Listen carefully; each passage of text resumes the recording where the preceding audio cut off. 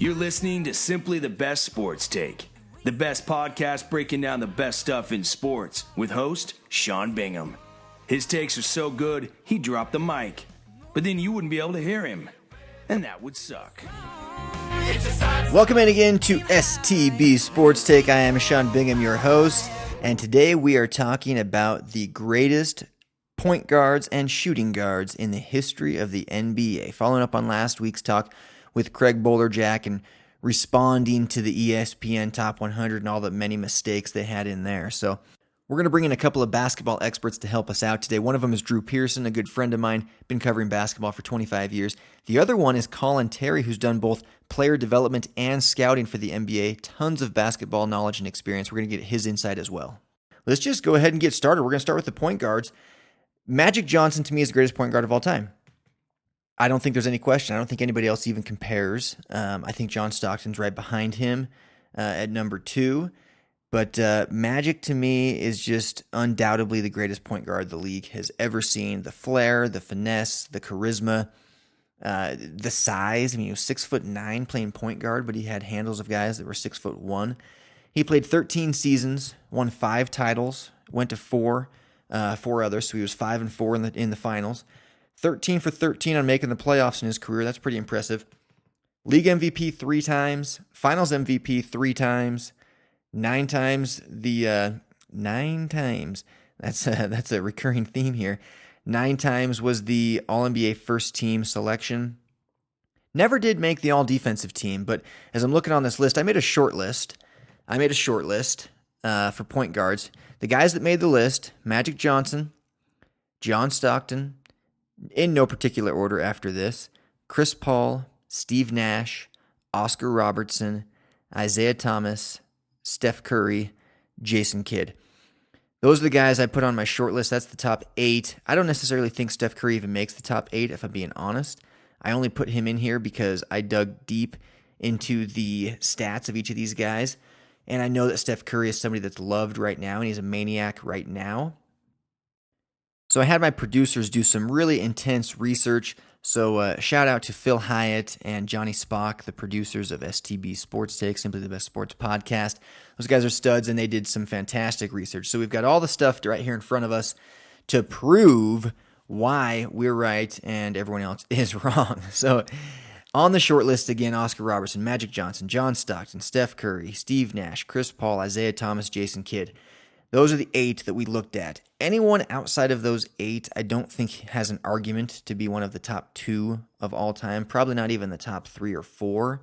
You could start to make arguments, around the 6 or 7 mark. Who's the 6th and 7th best point guards of all time? Bob Cousy, we didn't put in the list, but that's because the highlights I've seen of him are him dribbling with his right hand while going left. So he was probably pretty good at his time. I don't think he'd stack up against these guys, though. So no offense to Bob Cousy for all you old-timers out there listening. We love you. So John Stockton to me would be probably the backup. But I want to get into the defensive stuff that we were just talking about with Magic Johnson not being on the all-defensive team. That sounds like a bad thing, but as I look at this short list, the only guys that have made the first team all-defensive team are Chris Paul, who did it 5 times, and Jason Kidd, who did it 4. Chris Paul is still playing, and he may still likely make that team a couple of times. But Nash, Curry, Stockton, Isaiah Thomas, Magic, and Oscar Robertson never made that team. But John Stockton absolutely should have. John Stockton is the all-time steals leader. You're telling me the all-time steals leader not one time made the all-defensive first team? That seems kind of like a mistake, I guess. But so those are the guys. So if you look at let's look at Steph Curry. Let's compare him to guys like the guys I've got him right next to here are Steve Nash and Isaiah Thomas. Steve Nash, probably the most overrated MVP in the history of the league. Steve Nash won 2 MVP awards, and I don't know how he did it because he was a great player, but MVP means you were the very best player. And those are years that like Paul Pierce and Kevin Garnett and even LeBron James were in the league and playing great. 2005, 2006, Dwayne Wade won a championship in 2006. So I'm kind of surprised that Steve Nash won 2, but he did it, so good for him. 3 times on the All-NBA first team, and didn't win Rookie of the Year, never went to the finals, went to the playoffs 12 times.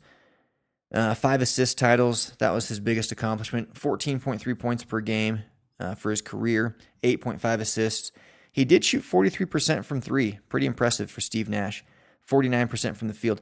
Steph Curry, 44% from 3, the best of any of these guys on here, followed by Nash, followed by Stockton, followed by Chris Paul, and then Jason Kidd, Magic Johnson, and dead last is Isaiah Thomas at 29. Oscar Robertson, there was no three-point line, so his stats obviously don't exist for that category. So on my short list of guards, I'm going to have to say I'm taking Magic and Stockton. And if I were to rate after that to get into a top 5, I'd put Oscar Robertson at number 3.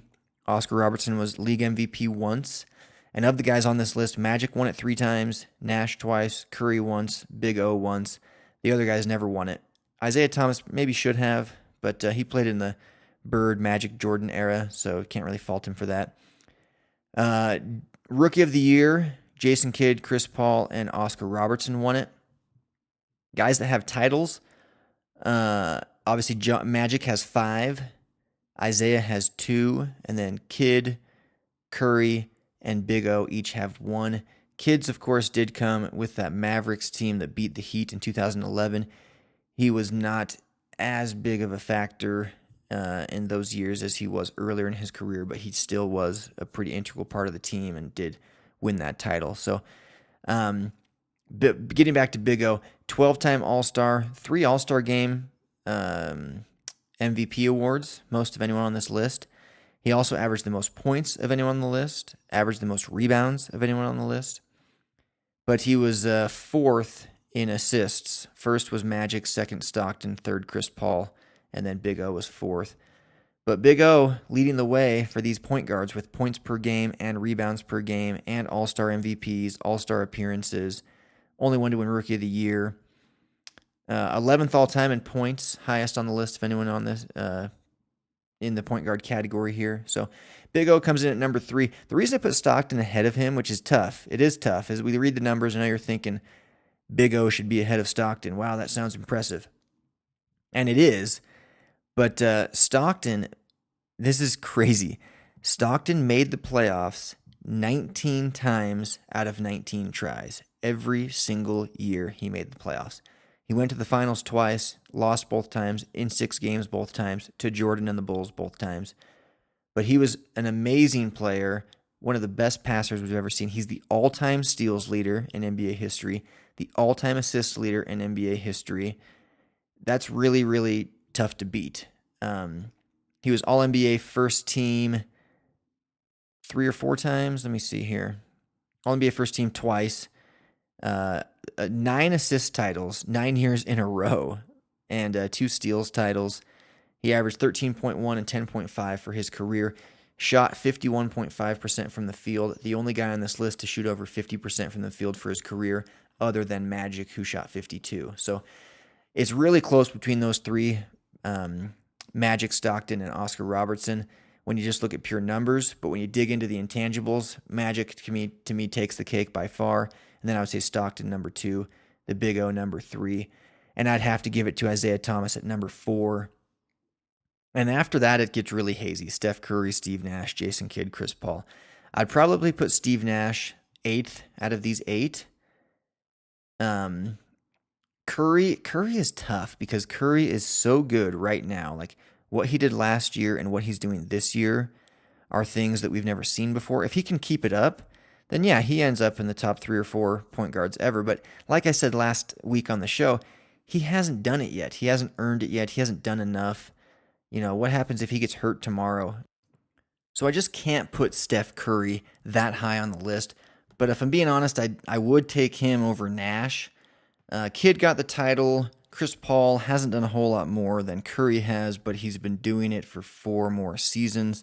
So maybe I'd put Paul ahead of Curry and Kidd ahead of Paul, because Kidd played 19 seasons, went to the playoffs 17 times, went to 3 NBA finals, won one of them, did get Rookie of the Year, 5 times All-NBA first team selection, which is actually the second most on this list. It's actually the third most behind Oscar Robertson and Magic, who each got 9. Paul had 4, and then Steve Nash 3, Stockton and Isaiah 2, and then Curry with just 1. So that's another reason Curry can't be, so high all time. He's only once has he been considered the best point guard in the league for that season, which was last year. He'll probably get it again this year, though. So I'd put, again, I'm going to say Magic Johnson, John Stockton, Oscar Robertson, Isaiah Thomas, Jason Kidd, Chris Paul, Steph Curry, Steve Nash. That would be my order 1 through 8 for the point guards. So let's take a look now at the shooting guards. And by the way, send me a tweet at Sean Bingham, SeanBingham, at Sean Bingham on Twitter. I want to hear what you think. Who are your top point guards? So tweet me at Sean Bingham. Let's look at the shooting guards now. Anyone that doesn't have Jordan as their number 1 shooting guard of all time deserves to be shot themselves. Not really. But Michael Jordan is far and away the greatest player this game has ever seen. He literally robbed championships from people all over the place. Hakeem Olajuwon was the one guy. Drexler was able to, who made my short list, by the way, of shooting guards. Drexler got in on that action as well, where it was like, hey, Jordan's playing baseball. Hurry, everybody, let's get a championship. The Rockets got both of them. So Jordan is for sure the greatest there ever was. And if we're just looking at this short list, the guys who made the short list along with Michael, like I said, Clyde Drexler, one of them, Jerry West, Kobe Bryant, and Dwayne Wade. I'm a huge Dwayne Wade fan. I think Dwayne Wade's top 5 years are among the best the league has ever seen. He just kind of tapered off a little bit these last few years, and then he was somewhat overshadowed by LeBron. I'd say it was probably the most equal 1-2 punch that we've ever seen out of a championship team. Usually there's a very clear-cut Jordan or Magic, but this was like LeBron and Wade were both getting 20-plus a game. They were taking turns who was leading the team and scoring. And if you ask me, if they had gone to Wade against the Mavericks in that first championship that they lost in 2011, I actually think that D-Wade probably takes them to victory. In 2006, Dwayne Wade had the best finals performance maybe ever. And that's coming from a diehard Michael Jordan fan and a big-time Michael Jordan believer. Dwayne Wade against the Mavericks in the 2011 finals, the Heat were down 0-2 and getting their butts kicked in Game 3, and Dwayne Wade single-handedly brought that team back, scoring 40 a game, 4 games straight. And the Heat won in 6 after being down 0-2 and getting creamed in Game 3. The Heat came back. D-Wade was clutch and was Finals MVP that year in 2006. Got the scoring title in 2009. He's a 3-time champion. Went to the Finals 5 times. 10 out of 13 years of his career, he's made the playoffs. 12 All-Star appearances. All-Star MVP once. All-NBA first team twice. And never made the all-defensive team. That actually surprises me. He never made the first team for all-defense. 9 times for Michael Jordan, 9 times for Kobe Bryant, 4 times for Jerry West. Clyde Drexler and Dwayne Wade never made that first all-defensive team. First all-NBA team, Kobe with the most on this list, with 11, Jordan 10, Jerry West 10, and Drexler with 1. What's interesting about Jordan, though, is that only 1 full season didn't result in him being on the first All-NBA team. Only 1, which had to have been his rookie year, because he played 15 seasons. We're not going to count those 2 with the Wizards, okay? So get rid of those 2. And then he had the season where he came back out of his first retirement and only played 17 games or so. So that season doesn't count because he couldn't have made it that year. And then his second year in the league, he was injured. So 4 of his 15 years that he played honestly don't really even fully count, because 2 of them were he played less than a fourth of the season. And then the last 2, he was 40 years old playing for the Wizards. And even then, he averaged over 20 points a game each of those 2 seasons with the Wizards in his late 30s. And I think he even turned 40 at that time. So you got to wonder, if Jordan had never retired that first time to go play baseball, would he have won 8 championships in a row? Was anyone going to stop those Bulls? Because they won 3 straight, were pretty good without him. They made the playoffs at least and stuff. But then when he came back, they won 3 straight again. So it's like, could the Bulls have won 8 championships in a row in the 90s? I mean, that would have been absolutely incredible. So Jordan is unprecedented, the number one without question. 3 steals titles for Jordan, 9 times on the all-defensive team. The only guy on this list with a steals title. So if I'm going to rank these guys, I'm saying Michael Jordan number 1, Kobe Bryant number 2, Dwayne Wade number 3, Jerry West number 4, Clyde Drexler number 5. Those would be my 5 top shooting guards of all time. Allen Iverson's an interesting one. He was kind of a point guard, shooting guard combo. He's more exciting than some of these guys, but he never won a title. All of these guys got at least one. And you know what's interesting about Jerry West? Jerry West got a title, and he got a Finals MVP, but his Finals MVP was in 1969, and his championship was in 1972. So he actually got a Finals MVP in a year that the Lakers lost the NBA Finals. The only guy to ever win the Finals MVP on the losing team. LeBron probably should have gotten it last year, but I think they just decided they weren't going to do that anymore. That was the first year they ever gave out the Finals MVP award, 1969, and Jerry West won it even though the Lakers lost the finals that year. Kind of an interesting fact. But AI was a guy that was so quick, 6'1", and could dunk on guys. Super exciting to watch, but never won a title. Did take the Sixers to the finals one year against the Lakers where he stepped over Tyronn Lue. But you can't really. I don't think I could put him in the all-time list with these guys, especially since he wasn't necessarily a true 2 guard. He was more of a point guard. So that would be my list: Michael Jordan, Kobe Bryant, Dwayne Wade, Jerry West, Clyde Drexler. Again, though, send me your tweets at Sean Bingham on Twitter. I want to hear who your top shooting guards are of all time. All right, and with that, we'd like to welcome in a very good friend of mine, a former high school basketball teammate who I believe averaged more points than I did minutes per game. Drew Pearson is with us. Drew, thanks for joining us. Welcome to the show. Thanks for having me. So, Drew, we're talking about the all-time greats in the NBA. I know you are a diehard basketball fan. You've been following your whole life. So we want to talk specifically about point guards. I know you grew up in Utah. Where does John Stockton rank? He's a guy with 0 championships, but he is the all-time steals leader. He is the all-time assists leader. Where does he stack up against the all-time point guards? Yeah, I think he's got to be in any conversation that you talk about top guys. He's got to fit in the top 5 for sure. I personally would love to put him at number 1. I don't know if you look at his career stats and say what he accomplished over his career, I think he can justify that. If you look at his peak performance, maybe his best year versus a guy like Magic Johnson would probably get the nod. But if you're looking for longevity and those type of things, I think he's in the conversation for number 1 for sure. So, for guys like you and me, we didn't have I've seen Oscar Robertson highlights. I've seen Bob Cousy highlights, but I never saw them play. I mean, how do you think, just totally speculating, how would those guys do in today's game? Because I feel like Bob Cousy would have guys running circles around him. I don't know, though. Yeah, I think you're probably right on that.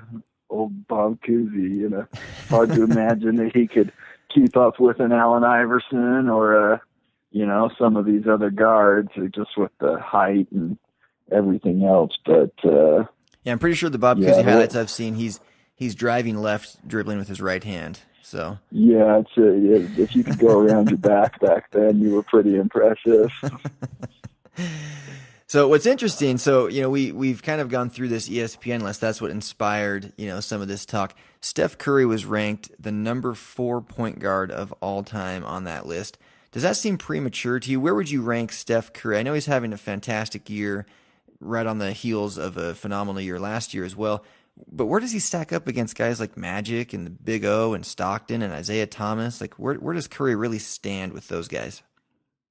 Yeah, in my opinion, he's got a chance to be in that conversation, but right now I have a hard time putting him there. Again, if you're talking about peak performance this year, he's putting on a show that very few ever have. But you're talking a guy who's, maybe been to the All-Star game 2 or 3 times. He does have a championship. I'll give him that. But, I think it takes, when you're talking about all-time greats, you can't be a flash in the pan. And if he goes down with an ACL injury, next week, that's Great point. what he could end up being. So, great point. I mean, would we have said this about Derrick Rose 2 seasons ago? And I mean, nobody would put him in the all-time greats. Yeah. Now. He won't even crack he won't even crack his list. Yeah. And we would have said that about him after his MVP season. He would have been right where Steph Curry is right now, probably. Great point. So let's move to shooting guards real quick. I mean, obviously you've got MJ there. Is there any question he's number 1 for shooting guards? Is there somebody that could challenge him? No. Okay. There just isn't. I wish there was, because he shoved off on Byron Russell, but but there's not. There's no debating on who the best shooting guard ever was. So what's interesting is that I agree with you. To me, there's like no question it's Michael Jordan. But then the debate does become kind of fun for who's number 2. On my personal list, I've got guys like Kobe Bryant, Jerry West, Dwayne Wade, Clyde Drexler. Who makes your short list there, on the heels of Jordan? Yeah, you've got Kobe, obviously in modern day. And I'm not really sure who else. I mean, those 2 obviously stand out in our lifetime as number 1 and number 2. I have a hard time moving anybody up above that. But you even got like a Dwayne Wade. James Harden's going to put out some crazy career stats. I don't think that he'll ever be on a top 5 because he doesn't know how to pass the ball. But Yeah. He can choose for it. Let me ask you this: so if you're say we're in a different time and you've got the ability to pick Dwayne Wade or James Harden in their prime, who are you picking? Wade. Okay. Yeah, me too. What about Kobe and Wade? Kobe. So how much emphasis do you personally put on championships, and how fair is it, for certain guys like a John Stockton to not, they don't have that championship. So does that really diminish their entire career? Or because, Wade's got 3, but he definitely had some solid players around him. He had Shaq for 1, and then he had, of course, LeBron and Bosh for the other 2. Kobe had Shaq, and he had Pau Gasol. But how much emphasis should be put on championships? Yeah, I mean, that's a tough one. I think a lot should, because some guys, they just find a way to win. And that's where I think Kobe kind of separates himself from a lot of guys, is he had Shaq for the first ones, and he maybe knew it too and said, hey, I don't want people to say that about me, and demanded that trade back in, I don't know when it was, 07 maybe, and tried to get out of LA and ended up trading Shaq instead, and went through some growing pains, and he won some more as the alpha dog. So he's definitely proven that. And Jordan, what separates him is he's a winner. I mean, yes, he had crazy good numbers and, everything else, but what really makes him go down as the GOAT is the fact that he just won and won and won. Something that I've always, as a Jazz fan, I always look at and say, how did we have 2 top, 10 to 15 players in Malone and Stockton, a top 10 coach in the history of the league, everybody says, and we won 0 championships. That's kind of hard to swallow from a fan perspective. You want to say it, and they were super consistent for a super long time, but they obviously didn't have that, peak performance. Even when Jordan was left the league for a couple of years, they couldn't pull it off. Yep.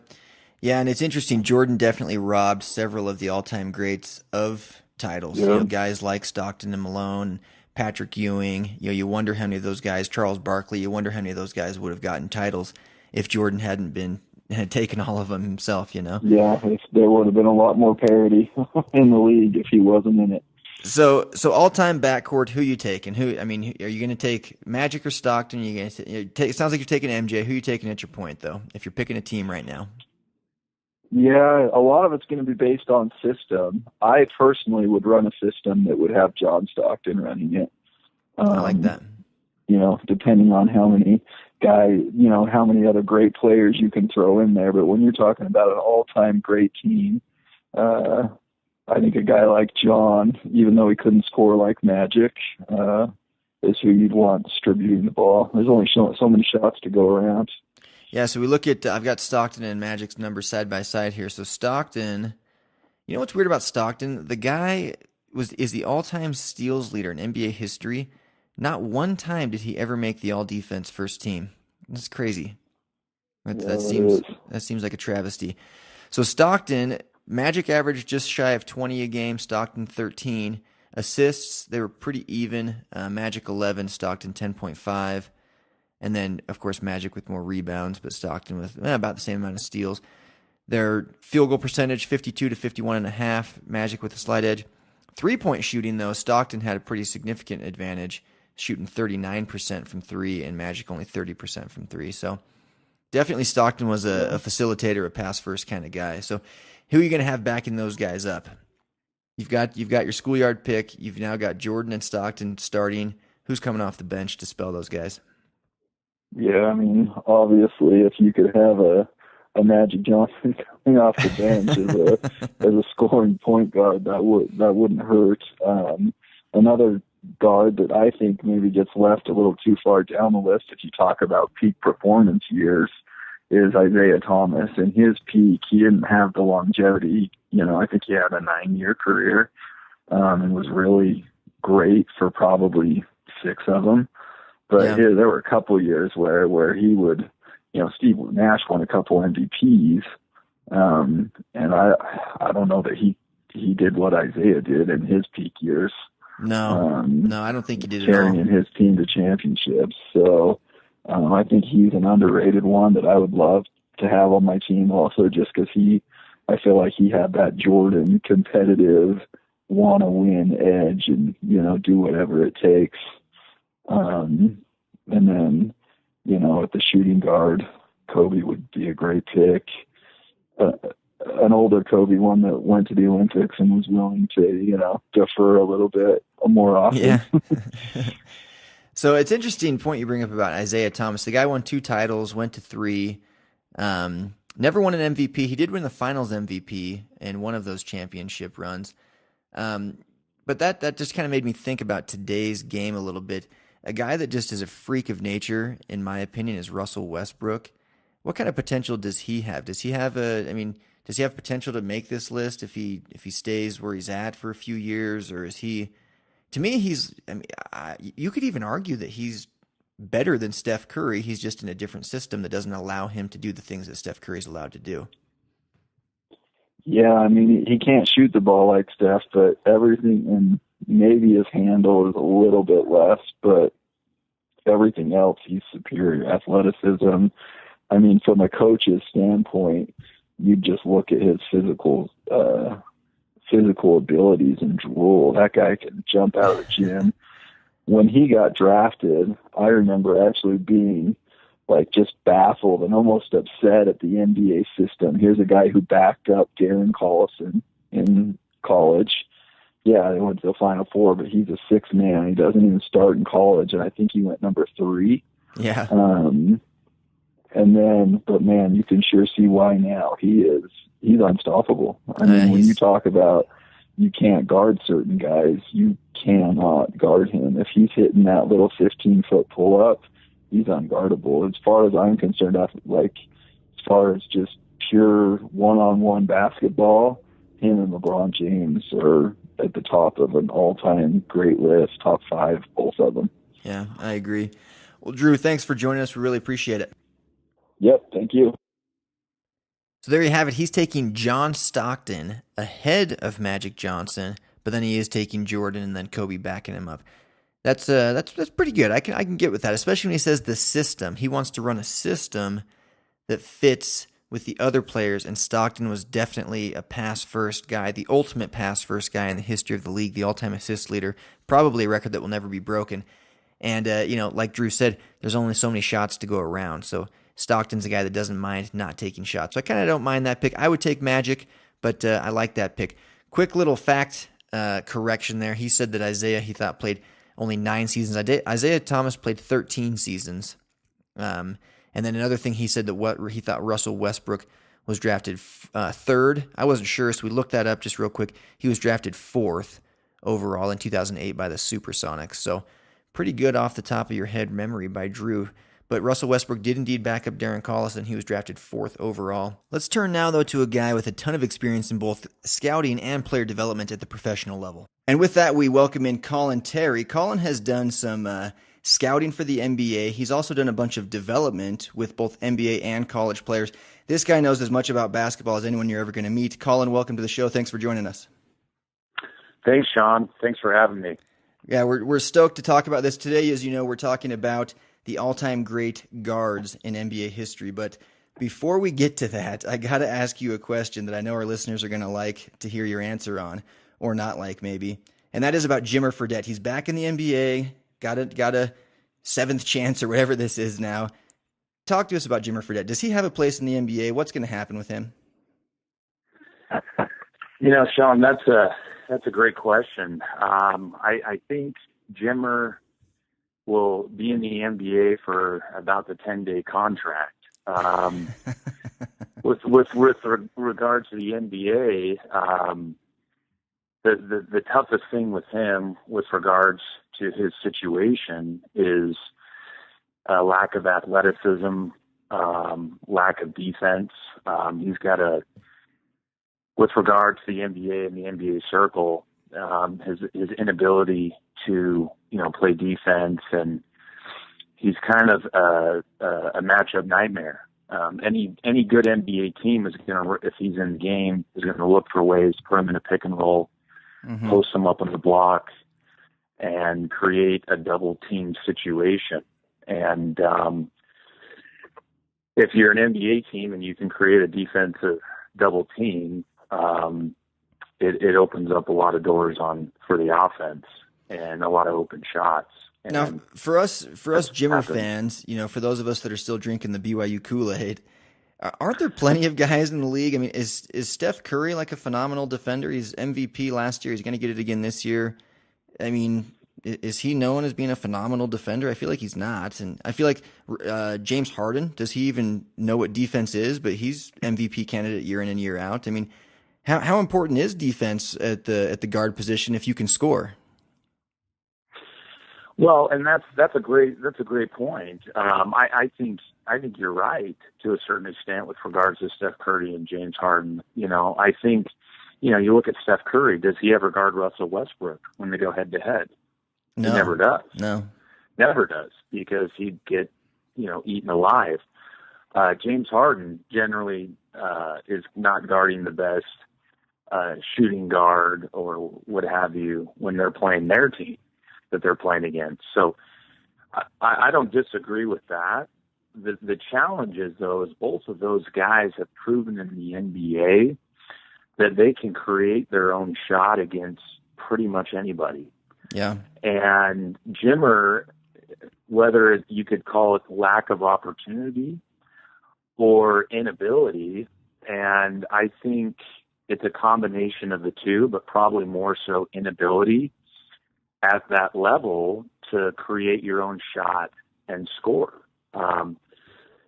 Those athletes, the leap from college to the NBA is just tremendous. Mm-hmm. And being able to create your own shot at BYU, playing against, some West Coast Conference teams and things like that is completely different than creating your shot on a night in, night out basis in the NBA against some of the best athletes in the world. True. I mean, granted, BYU isn't in a power conference. At the time when Jimmer was there, they were still in the Mountain West, and they were actually ranked pretty high, playing San Diego State. And Kawhi Leonard was actually one of the guys he matched up with. But I do see your point there. But real quick, I know we got to move on. But one thing I wanted, you and I were talking the other day, and you mentioned something about Kyle Collinsworth, and I think some BYU fans that love Jimmer and don't love what you just said about his future in the NBA might be interested to hear what you had to say to me about Kyle Collinsworth. Do you remember that conversation we had? Yeah, I do. So, I think that Kyle Collinsworth has a better long-term NBA career potential than Jimmer does, for a couple of reasons. The first reason is he's 6'6". I think that's one of the things that hurts Jimmer is just pure genetics.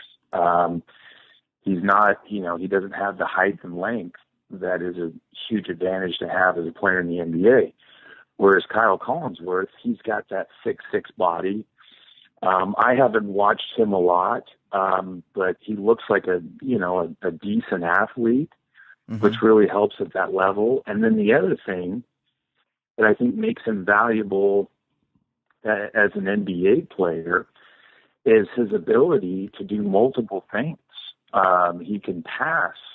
He gets a lot of assists. He can rebound. He actually just broke the all-time BYU assists record the other night. Yeah, and getting a triple-double in college is a really not only an impressive thing, but it's also a tough thing, just because of the way the game is played and the skill level now and things like that. And so I think the combination of him being 6'6", a decent athlete, being able to pass the ball, being able to rebound his position, which is really good, and to defend, I think it's a great combination. Whereas with Jimmer, when you think of Jimmer, you just think, okay, a good shooter, okay, but not really anything else. Whereas with Collinsworth, you have multiple aspects to his game. That's a good point. Well, I guess time will tell. We'll see what happens with those guys. Let's move on now to the NBA, though, and something we've been discussing here on the show for a couple of episodes, just breaking down the all-time greats. It all kind of was inspired by the list that ESPN put out. I don't know if you had a chance to look at that, but we've kind of made our own short list. But I'm curious, if we just talk about point guards only, who makes your short list for top point guards of all time? Definitely Magic Johnson. Magic, 6'9", pass the ball, score, pretty good defender. I think underrated defender as a guard with his position. Definitely John Stockton. I'm a big John Stockton guy. What he was able to do, that's one of the things. I think the BYU fans might not like me as much with my analysis with Jimmer, but with the Jazz fans may do. I mean, to be able to have a run in the NBA, of 15, 20 years where you're consistently, one of the top teams in the Western Conference, to me is actually more impressive than winning a championship. Because really? Just having that to have that long-term consistency, Sean, in the NBA, look at all these teams that win a title or two, and then they're in rebuilding mode. Yeah. And you look at the Jazz, they had, I can't even remember, a 20-year run where they were. Yeah, I've got it pulled up here. Stockton went to the playoffs every year of his career, 19 for 19. Yeah, that's absolute. The only organization able to do that has been the San Antonio Spurs. And, to be able to be consistently competitive in a playoff team is tougher. And I've had conversations with general managers in the NBA about this. It's tougher to do than to win an NBA title because of the transition and free agency and how everything works. So definitely John Stockton's up there. I would put Isaiah Thomas, is probably number 3 on the list. He was just a competitor. Just wouldn't back down from anybody. Won a couple NBA championships, put up great numbers throughout his career. Very, very good. I am a little hesitant, with that list with regards to Chris Paul at this point. I like Chris Paul, but he hasn't won anything. In fact, I don't think he's even made it to the Western Conference Finals in his career. So where would you stack up? If you put Chris Paul, because this is something I was debating on my own just a few moments ago. Steph Curry versus Chris Paul. I personally feel like I would put Chris Paul, if they were both to go down with injuries, heaven forbid, like today, and they both retire today, and we never see him play again. I have a hard time saying that Steph Curry had the better career. I know he got the one MVP and the one title, but he only went to the All-Star game 3 times. I mean, he's had 2 good seasons, really. He's in the midst of his 3rd right now, Yeah, and that I agree with that. However, Steph Curry's shooting ability is arguably one of the greatest of all time. And who do you think wins a 3-point shooting contest, Jimmer Fredette or Steph Curry? Are you being serious right now? I think Steph Curry would beat him 9 times out of 10. Okay, so Jimmer would win one. And the one time as long as we got you on the record saying that Jimmer would win one. And I think the one time that Jimmer would win is because Steph injured his wrist or something by swishing too many in a row. But I think Steph Curry, with winning the NBA title, taking a franchise that was pretty much the laughingstock of the NBA for years, helping to turn that around. I mean, he's arguably right now kind of even revolutionizing the NBA game even more than some other guys that have come along and played and things like that, because of the shooting ability and the Warriors' ability to spread the floor. I mean, I was watching the Warriors play the other night, and I was watching them play, and I'm like, dude, I was asking myself, what's one guy on the floor that can't hit an open 3? I mean, they have that many shooters on that team. It's incredible. They really do. Yeah, what they're doing is crazy. It's going to break my heart when they break the Bulls record of 72-10. I know they're going to do it, and it's going to disappoint me, but kudos to them. You really think they're going to do it, huh? I don't see. I mean, I guess they got to play the Spurs 3 more times, but I just don't see how they don't make it at this point. Like, there's 20-something games left is all. I mean, I don't see them losing 6 of their last 20. I just don't see that happening. Mm-hmm. So we'll see. Yeah, and the funny thing about that is, with regards to the Spurs, not to go on another tangent, but I think the Spurs have a decent chance of beating the Warriors in the playoffs. So that might be a whole nother topic for another day. Yeah, we will save that one for another day, but they absolutely could. So, one question I want to ask you with regards to these lists that we're talking about. What makes greatness in your mind? That's something that I think that question and the various answers to that question is what causes so much debate, because a lot of guys, they just want to know the hard stats. Other guys, they want to know how many titles you won. Other guys take into account the clutch factor. For me, it's a combination of the 3, and I hate it when people just go off of stats, because if we just go off of stats, then maybe Wilt Chamberlain's the greatest ever. I don't know. The guy averaged 30 and 22 for his career. But, I mean, I wouldn't take him in my top 10 probably, honestly. So I'm just curious, to you, what makes true greatness?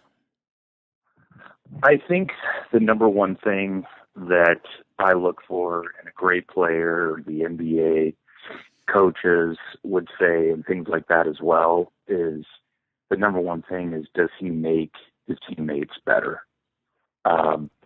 There's a lot of good players in the NBA that put up great stats, but their teams never win. They barely go to the playoffs, if they even do that.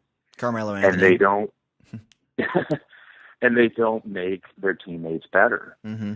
And I think that's the first thing. I think the second thing is maximizing your potential, whatever that may be. Mm-hmm. Some people are more genetically gifted than other players. And so maximizing your potential, I mean, going back to John Stockton, John Stockton's not going to be somebody who's going to be, dunking it from the free throw line and things like that. But here's a guy that not only maximized his potential, but exceeded it, big time. I think Steve Nash also falls into that category as well. And then I think the last thing is, and I think this is one of the most overlooked things for an average fan, is he great in all aspects of the game. Mm-hmm. And what I mean by that is a lot of fans think a guy scores 28 points in a game and he's a great player. Well, that same player didn't ever get run back on defense because he was too lazy. Mm-hmm. And so his team is, constantly, there's 5 offensive players and 4 defensive defensive guys on his team, and they end up losing. Yep. Well, how can you be a great player if you're only committed to not only one aspect of the game, but one side of the ball?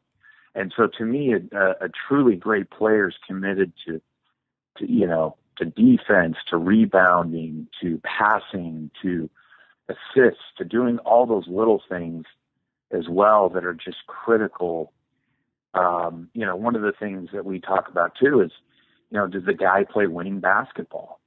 And winning basketball is doing those little things, is being committed to things that don't necessarily even show up in the stat sheet. So I just think a combination of those 3 things is, to me, makes a guy an all-time great. I like it. And that's really good insight, especially coming from you, where you've scouted these guys, you develop players, you've been involved in the game, and I like that. Who makes guys around them better? So I'm curious, if we move on to shooting guards, where do you put a guy? I mean, I'm sure Michael Jordan's going to be your top guy, right? Mm-hmm. If he's not, then we need to hang up now. No, I'm just teasing you. But where do you put a guy like Kobe Bryant on the list? Does he make guys around him better? I think you could argue that for part of his career, maybe not, but for most of it, probably yes. I don't know. What's your take, though? So I would put Kobe at number 2. Okay. Michael, obviously the greatest of all time, and Michael being the greatest of all time because he did it all. I mean, he did everything, but he did. Yeah, I think Kobe Bryant had, a career transformation, a paradigm shift. Mm-hmm. He had those 3 titles with Shaquille O'Neal and the Los Angeles Lakers, things like that. And then he had some down years. Mm-hmm. And I think it, kind of humbled him as much as he can be humbled, to the point where he realized that, you need help to win championships in the NBA.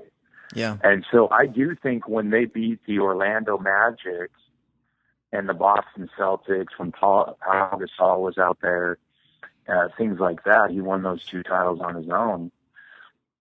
It forced him to learn how to develop teammates, not only, with their skills, help them that, but mental toughness to be able to win those tough playoff games on the road or whatever the situation may be. And so I do think he had that and did cultivate that through his career. So I would put him at number 2. The ESPN list puts Jerry West at number 3. I'm sure he was phenomenal. I never really saw him play. I heard a lot. It's hard to argue with the logo. Yeah. But I would probably put Dwayne Wade at 3. Dude, we're on the same page here. Yeah.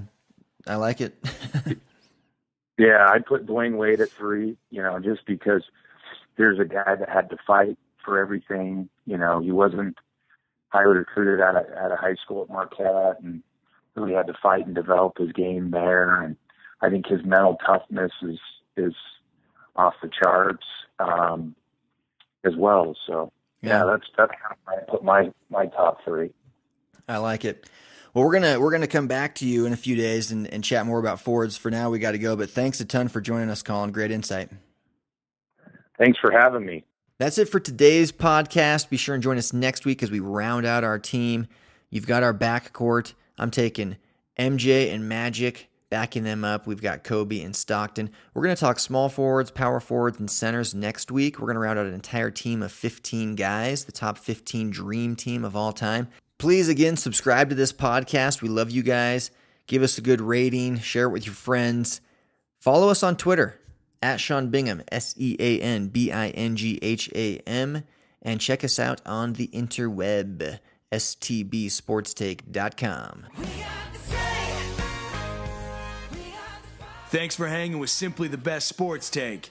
Don't forget to subscribe to this podcast and check out stbsportstake.com. Simply the best in sports. 'Cause we